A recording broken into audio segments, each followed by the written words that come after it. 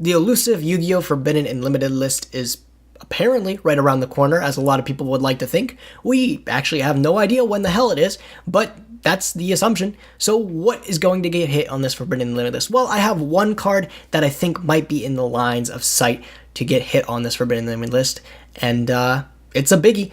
So hey, let's talk about it. She got a big booty, so I call her big booty. Skirt, skirt, wrist. What's up, my Nimrods? It's Gage coming back at you guys again with another dose of that fresh, never frozen Yu-Gi-Oh content. I am tickled pink that you guys would spend just a couple minutes with me here today, talk about a children's card game we both mutually enjoy so fucking much. So today we're talking the Yu-Gi-Oh! Forbidden and Limited list, something I don't think I talk about enough on my channel. A lot of people like to make bold predictions or wish lists of things that they want to see get hit on the Forbidden and Limited list, but I'm going to be practical with this video today. I'm going to talk about something that has a very real possibility of getting hit on the next Forbidden and Limited list, and it's something that I think could actually affect the meta all around. It's been several years since the TCG and OCG Forbidden and Limited lists have went their separate ways. From then on, we've gotten different Forbidden and Limited lists from the OCG, normally which we would be able to get leaks super early from things like Shriek, which would be able to give us the inside scoop on what's going to be hit on the Forbidden and Limited list, and then we can make purchase decisions accordingly. And now, unfortunately, we really don't have that luxury. And while our formats, our metas might sometimes align, our card pulls that we have in these different formats are extremely different, and a lot of the cards that we have here in the TCG, the OCG really doesn't have the luxury of having them at the same amount. One of those cards that I think has a very real possibility of getting hit on this next Forbidden and Limited list is Terraforming, which is a normal spell card that reads add 1 field spell from your deck to your hand. A really simple card that is at 3 here in the TCG, but in the OCG, it's at 1. It has been the golden rule that if any deck plays a field spell card that is even somewhat important to the strategy, playing 3 Terraforming to get to that field spell is a guarantee. Terraforming is just your inside way to grab that field spell as fast as possible, and I think that's starting to become a problem because as the game starts to progress, field spells are getting progressively more disgustingly good. The OCG has definitely come to terms with this, and their way of dealing with this field spell problem was putting Terraforming, the generic way to search any field spell, to 1, and it's somewhat, I guess, dealt with the problem in kind of a way. In the TCG, we have the luxury of having most of our field spells still remain at 3, as well as Terraforming remain at 3. We don't believe that these field spells are as big of a problem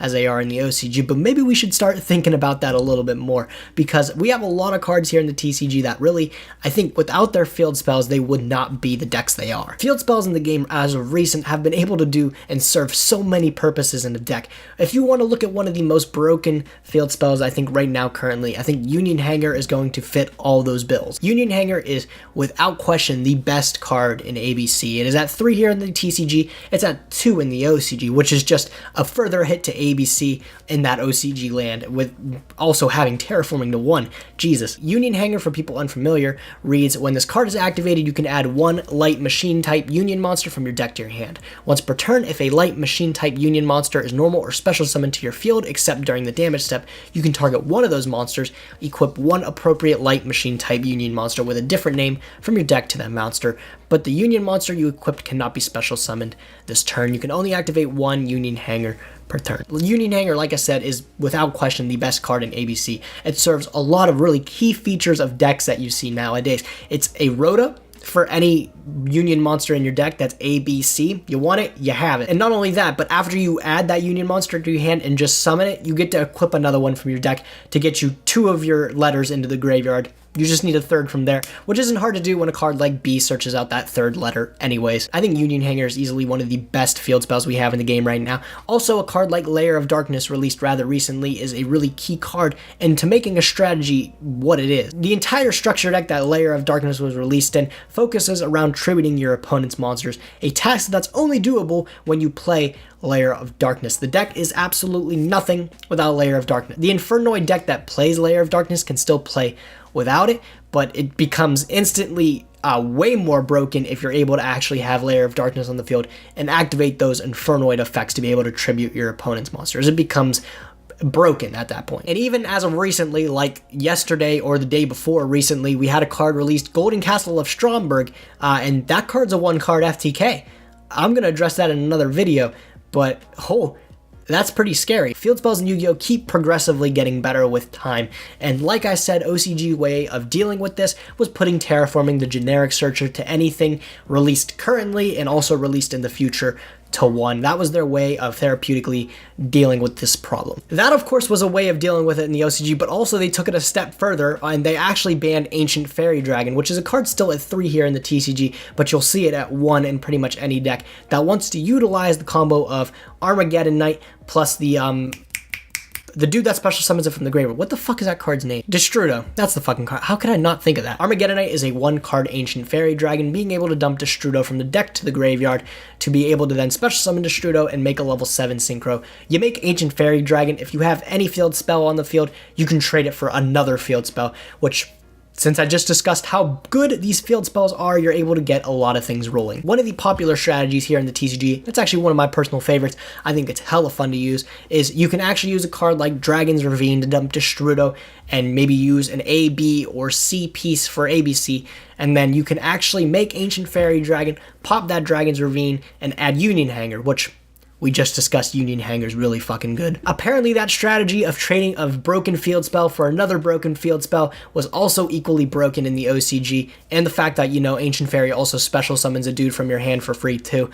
All this combined, they decided Ancient Fairy Dragon, that's gotta go. The field spell problem in the OCG was at full tilt, and they had to deal with it with as many ways as they could. Terraforming to 1, Ancient Fairy Dragon to 0, pretty much put that to an end, but they're still finding ways to actually incorporate field spells just because of how important they are. Something that confused me here in the TCG when I looked at the OCG was actually you might see a card like Metaverse stick up in some decks, and I was like, why the fuck is that? Metaverse is a normal trap card that reads, take 1 field spell from your deck and either activate it or add it to your hand.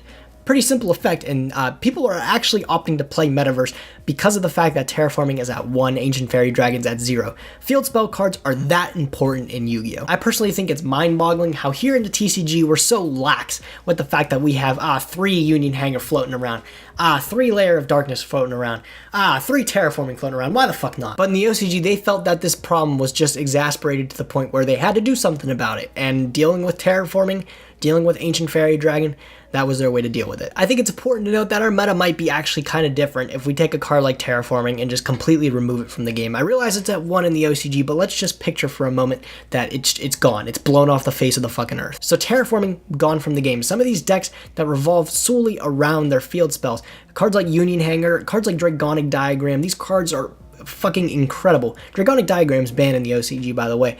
That's another important field spell that's really good here in the TCG. You're going to pretty much always see these cards in a game when you're playing against their respective decks. True Draco, they're always going to try to find a way to get to that Dragonic Diagram. 3 Terraforming, 3 Diagram. Let's go. Same goes with Union Hanger. ABC is a deck that struggles if they don't find Union Hanger, so they're going to try to find as many loopholes, as many ways to get to it. Ancient Fairy Dragon plus RAVINE is a way to do it. Terraforming at 3 is also a way to do it. Now just picture that's now significantly harder to do. That's the state for ABC in the OCG. ABC has Union Hanger at 2, Terraforming at 1. So the deck is actually kind of just really difficult to navigate now that the fact that you can't do this. Also, Ancient Fairy's banned, so you can't search it indirectly with Dragon Ravine.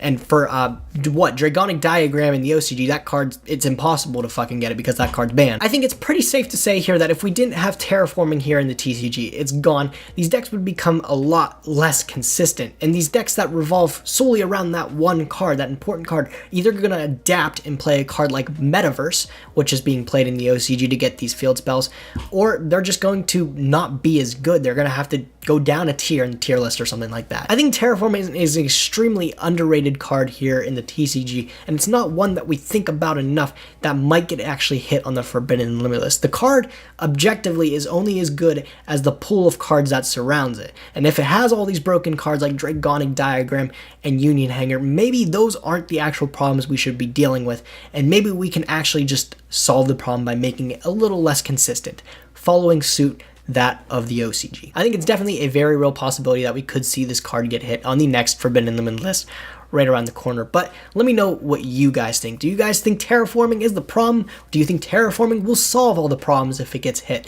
Love to hear what you guys think. Drop that down in the comment section below. If you guys liked the video, be sure to like the video, thumbs up the video, however you want to express that you enjoyed the video. If you did like the video, please do consider subscribing to my channel for more Yu-Gi-Oh content. I have a lot of things cooking for over the summer here, so you guys can expect a lot of different things, a lot of really fucking sick things from my channel. I'm excited to share that with you guys. So if you want to stay up to date on all those new happenings and some more great Yu-Gi-Oh content, be sure to hit that subscribe button, hit the bell button to stay notified for when I upload that subpar Yu-Gi-Oh content.